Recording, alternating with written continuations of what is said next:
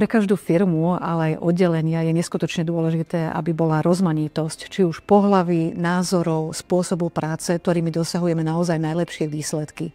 A preto je rodová rovnováha kľúčovou súčasťou našej firemnej kultúry.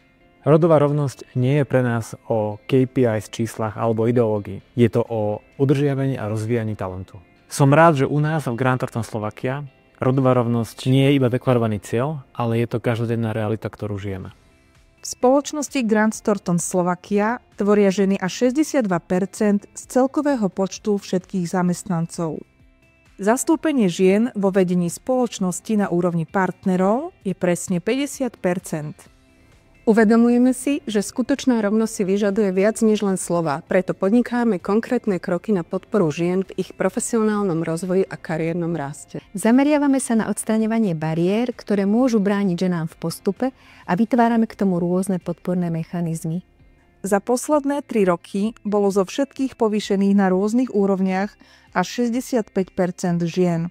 Z mojej osobnej skúsenosti je veľmi dôležité, ak ženy chcú zladiť pracovný, ale aj rodinný život a starostlivosť o deti, tak najdôležitejšie pre mňa osobne bola naozaj flexibilita práce. Čiže toto je forma, ktorou aj my podporujeme ženy, ktoré pracujú u nás. A týmto by som sa chcela všetkým ženám v Grant Thornton Slovensko poďakovať za ich prácu, nasadenie, ochotu riešiť problémy a spoluprácu a teším sa na nové výzvy, ktorým budeme čeliť.